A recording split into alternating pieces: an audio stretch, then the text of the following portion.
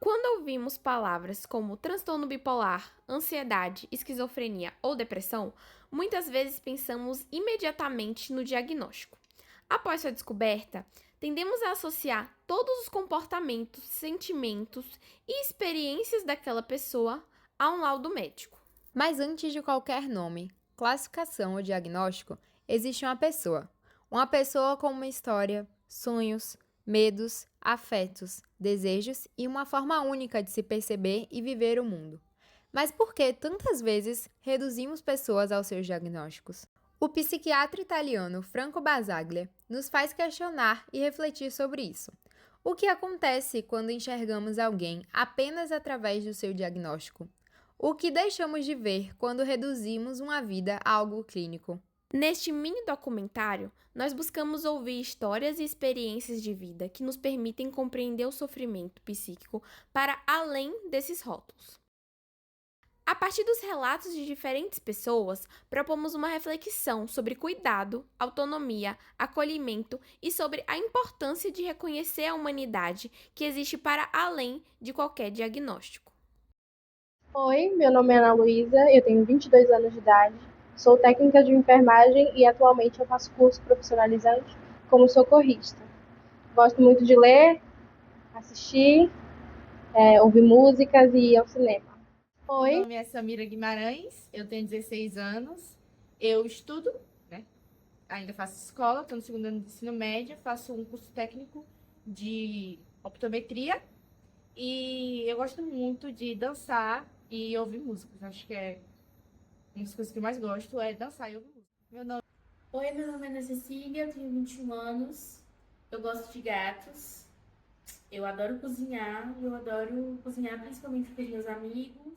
Meu nome é Larissa Rafaela, eu tenho 12 anos de idade, estudo no FAVO e sou do sétimo ano A.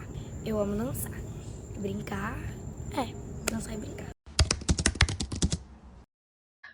aos 20 anos eu fui diagnosticada com um transtorno depressivo maior. Eu fiz acompanhamento com a psiquiatra e ela chegou a esse diagnóstico. Então, desde então, eu faço tratamento antidepressivo. Meu diagnóstico é de depressão e eu fui diagnosticada com 11 anos. Meu primeiro diagnóstico foi com uns 15, 16 anos, que eu fui diagnosticada com transtorno de ansiedade generalizada, o famoso TAG.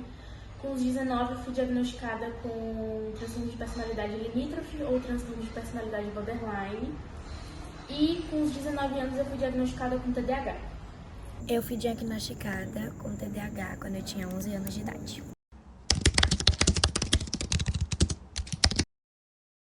Eu resolvi investigar quando eu comecei a perceber que o meu sono ele era irregular, eu não conseguia dormir com coerência, eu não tinha vontade de fazer coisas que geralmente eu tinha vontade de fazer, eu sentia muita apatia, muita tristeza profunda, pensamentos negativos com recorrência. Então eu resolvi tomar a iniciativa de procurar um especialista e então foi aí que eu fui diagnosticar. Eu fui investigar porque eu tive, tipo assim, eu tava tendo muitas coisas assim que tava dando a entender, sabe? Muita coisa acontecendo na minha vida. E aí minha mãe me levou até um psicólogo. Foi que ele começou a conversar comigo, começou a descobrir coisas que fazia, como automutilação, tentativas de suicídio, etc.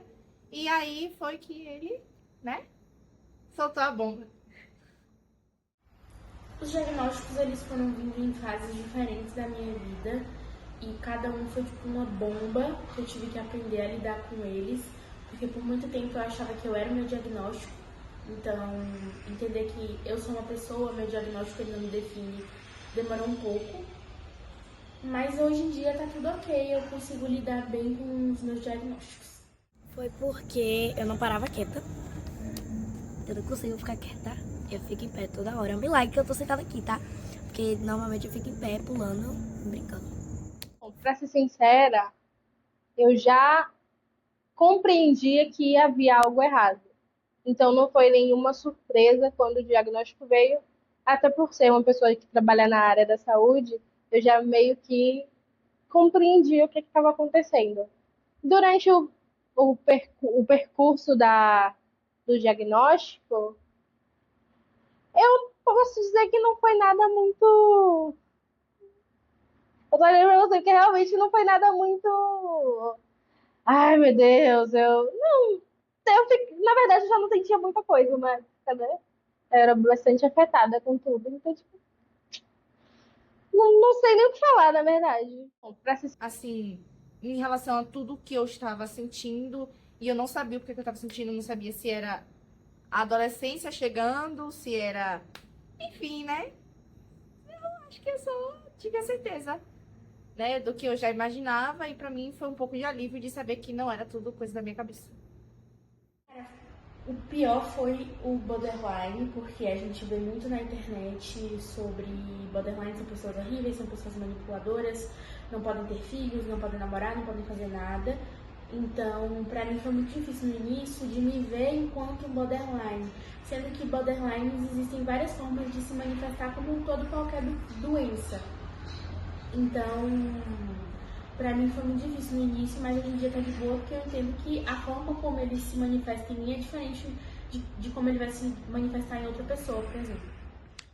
Não, porque, tipo, pra mim, TDAH, pra mim, é como se você tivesse hiperatividade alta. Eu também tenho privilégio.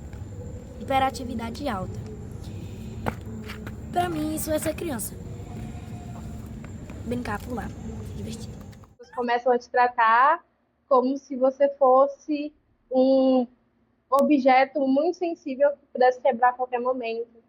E eu acho até isso um pouco.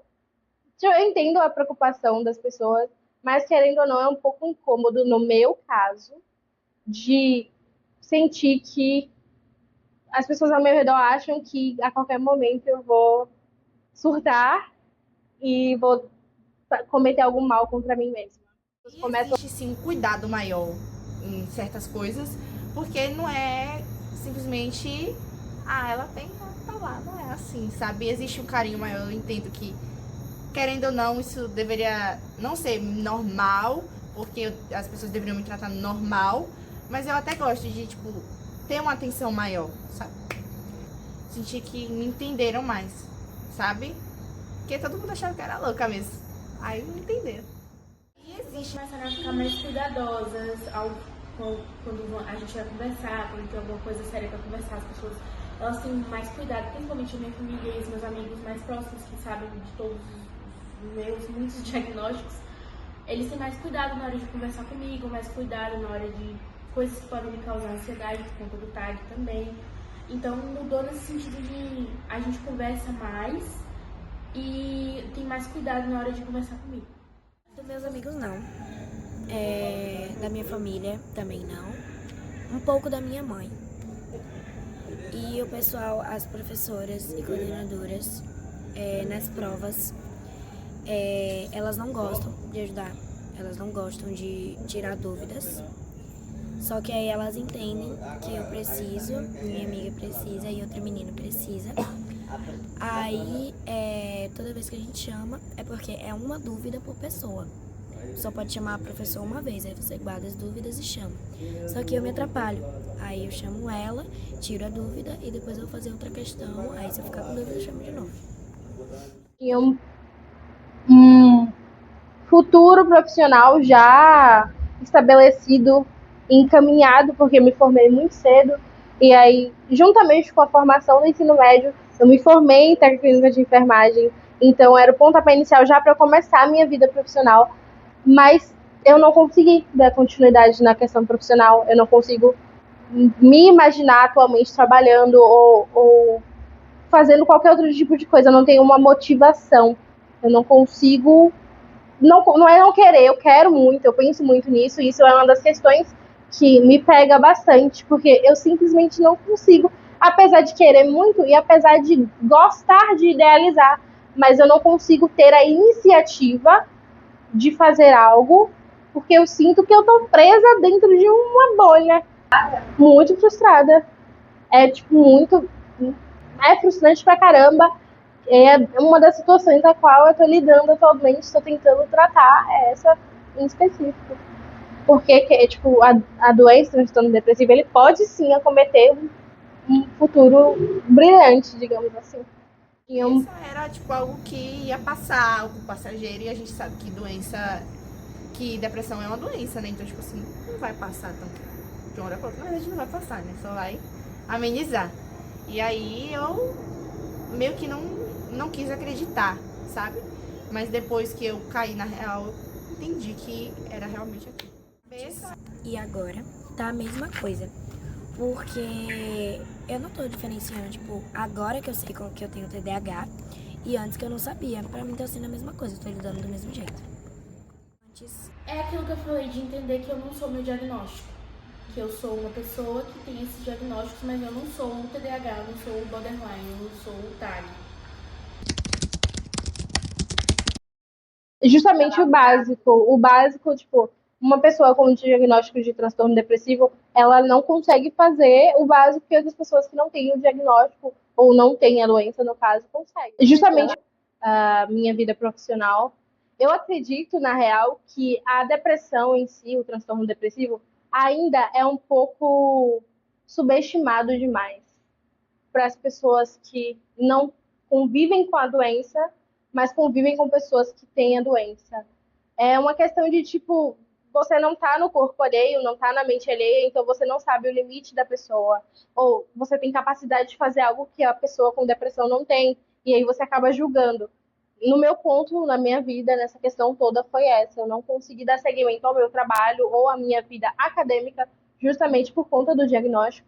Então, por isso eu passo por um tratamento um pouco mais profundo para tentar recobrar a minha atividade no meio público, né? No meio da sociedade e com as pessoas.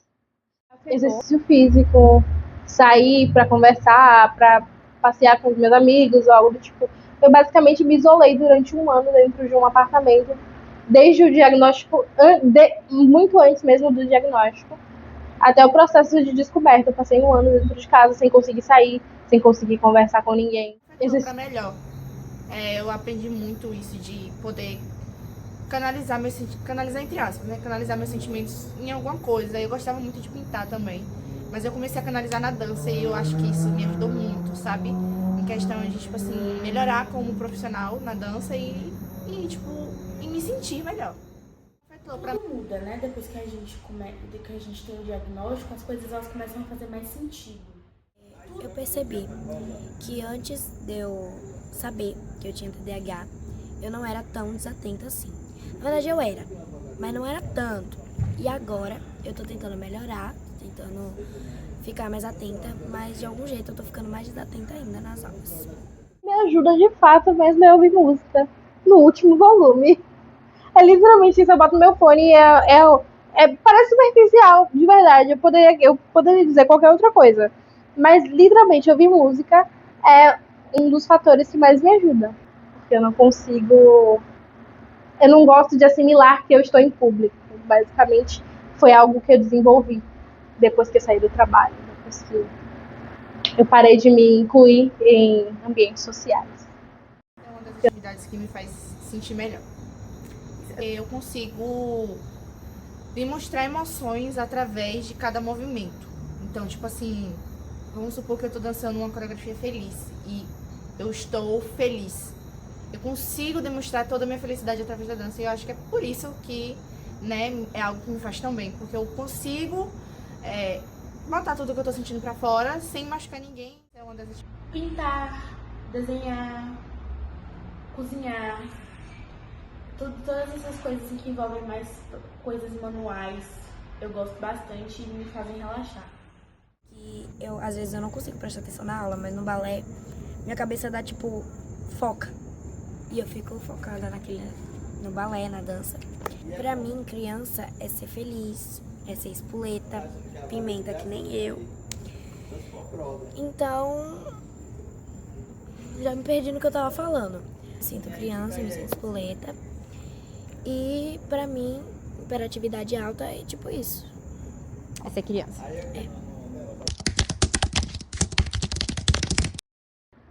Cuidado, para mim, é respeitar o próprio limite, cultivar boas relações saudáveis, cuidar da própria mente, do próprio corpo, que querendo ou não estão interligados. Cuidado é a forma com que você quer que seja tratado pelo outro. Tipo assim, pra mim, eu cuido de uma pessoa, por exemplo, Belinha. Eu cuido de Belinha porque eu quero que ela cuide de mim. Então, tipo assim, eu tenho esse tipo de carinho, esse tipo de amor, porque é algo que eu quero receber em troca. Eu acho que carinho é isso, você ter atenção sobre as pessoas que estão ao seu redor. Tipo, perceber que aquela pessoa naquele dia tá mais triste ou não, isso vai ter cuidado. É você dar atenção, amor, compreender as questões das pessoas, a maioria das vezes prestar mais atenção nas coisas que ela te diz, na coisa que ela faz. Pra mim isso é cuidado, amar. É prestar atenção. Prestar atenção nos mínimos detalhes da pessoa com quem você ama. Ou que você tem um mínimo de afeto, assim, você tem um mínimo de simpatizar um pouco com essa pessoa. É você prestar atenção naquela pessoa e tomar cuidado com aquilo que faça mal pra ela. Eu ainda estou no processo de descoberta. Eu tenho muito medo. Eu não sei se medo é a palavra correta para utilizar, mas eu tenho muito medo de muita vergonha. Eu tenho muita vergonha de não saber quem eu sou. Eu não tenho ideia. Desculpa. Ai, eu não queria chorar. Eu jurei que eu não ia chorar. Mas é complicado ainda. Eu ainda tô num processo de descoberta. E eu sinto que aos 22 anos de idade eu tô um pouco ultrapassada. E eu não queria me sentir tão para trás do que as outras pessoas estão. E aí, não saber, não ter noção do que você é, ou não sei se é um fator da própria doença causar isso na pessoa, mas é sufocante, é complicado, é complexo. Eu não sei quem eu sou ainda, eu tô descobrindo, eu vou chegar lá um dia. Eu ainda. Diagnóstico, eu sou uma pessoa feliz, que tá o tempo todo rindo, conversando, brincando com os colegas. E além de uma pessoa muito, muito extrovertida com quem eu gosto, eu sou muito falante, se eu puder falar dos meus gatos, então, meu Deus do céu, eu posso ficar horas falando dos meus gatos. Eu sou uma pessoa muito empática, até demais às vezes. E eu acho que é isso. Eu sou uma pessoa divertida, que quer as pessoas felizes, não gosta das pessoas tristes, quer sempre ajudar o próximo. Eu gosto muito das pessoas e espero que elas gostem de mim também. Eu compreendi que eu não sou uma pessoa preguiçosa. Na verdade, muito pelo contrário, eu me esforço muito, mas por conta das limitações da doença, tem pessoas que não compreendem e aos olhos de outras pessoas eu posso ser apenas uma pessoa que não quer trabalhar e que não quer fazer o básico, mas não é a realidade. Eu compreendi que eu posso recomeçar e começar quantas vezes eu quiser, sabe? Que não tem problema, que eu sempre vou ter o apoio de quem eu amo, de que eu sempre vou conseguir, sabe? Tinha muito essa coisa, de ficar sozinha, e entender que eu consigo fazer as coisas mesmo estando sozinha, porque eu nunca tô sozinha, foi muito gratificante, assim, mudou muito a minha vida. Eu sei que tem que prestar mais atenção nas aulas, que eu não posso ficar brincando toda hora e que tem que separar a diversão dos deveres. O diagnóstico, na verdade, como eu já falei, me tirou, tipo, uma coisa que eu tinha na cabeça, que era que eu era louca, né? Eu achava que eu tinha esses pensamentos por causa da puberdade, essas coisas. E eu comecei a perceber que não foi, sabe? E o diagnóstico foi a certeza pra isso, de que não era coisa da minha cabeça. Se vocês se sentem da mesma forma como eu me senti, como às vezes eu ainda me sinto, né, querendo ou não, vocês precisam procurar ajuda, né? Precisam muito procurar ajuda, porque sozinho a gente não dá. Sozinho não dá. Eu acho que não desistir é importante. Apesar das dificuldades, dos empecilhos, dos autossabotamentos, acho que é necessário não desistir. Não desista. É clichê, mas é a realidade, não desistir. O conselho que eu dou é: façam terapia. Terapia muda a vida, terapia é pra todo mundo, sabe? Assim, todas as situações que eu passei na minha vida que foram ruins, eu consegui resolver por conta da terapia. Então, se eu pudesse dar um conselho pra todo mundo, é: façam terapia. Não escute. Escute, se for bom. Mas se for ruim, não escute o que os outros falarem de você. O que importa é o que você é, o que você acha que você é. Ao longo desse mini documentário, conseguimos entender como a saúde mental dessas pessoas se expressa para além de um diagnóstico. Tivemos a oportunidade de poder compreender como o sofrimento psíquico se manifesta de diferentes formas, além de entender como cada pessoa constrói sua trajetória através das experiências que foram vividas. Ao ouvirmos esses relatos, percebemos que o diagnóstico pode assumir diferentes significados. Em alguns momentos, ele aparece como recurso para a compreensão de si, representando alívio e acolhimento, possibilitando novos sentidos para experiências que antes eram difíceis de entender ou nomear. Em outros, aparece como um desafio, especialmente quando se torna motivo de estigmas e inseguranças. Suas histórias evidenciam um dos princípios fundamentais da atenção psicossocial, a singularidade da experiência humana.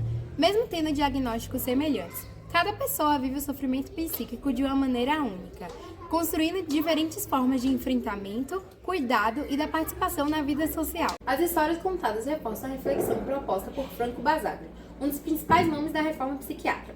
Segundo Basaglia, o diagnóstico não deve ocupar o centro do cuidado, para que as pessoas não sejam resumidas apenas a uma condição clínica. Quando isso acontece, Basaglia nos convida para mudar de foco. Em vez de olharmos apenas para a doença, ele propõe que olhemos para a pessoa como um todo. Afinal, o sofrimento psíquico faz parte de uma experiência humana complexa, e ele não pode ser entendido apenas por um diagnóstico. A compreensão que tivemos das experiências ouvidas se relacionam diretamente com terapia ocupacional em saúde mental. Entendemos que o cuidado não se limita à redução de sintomas, mas também busca favorecer a participação social, autonomia e o envolvimento em atividades significativas. Como estudante de terapia ocupacional, essa experiência reforçou a importância de um olhar ético, humanizado e focado na pessoa. Um olhar que reconhece o sofrimento psíquico, mas que não reduz o indivíduo a ele, compreendendo o diagnóstico como uma ferramenta importante que pode auxiliar na construção do cuidado, mas que não define integralmente uma vida. Ao longo dessas histórias, percebemos que o diagnóstico pode explicar apenas uma parte da sua trajetória, mas jamais a sua totalidade. A principal reflexão que nós buscamos com esse documentário é reconhecer que a saúde mental não pode ser reconhecida apenas com o lado clínico, mas também com as experiências, as relações, os sonhos e a humanidade de uma pessoa. Como nos ensinou Franco Basaglia, quando colocamos o sujeito no centro do cuidado, conseguimos enxergar o que nenhum diagnóstico consegue ver.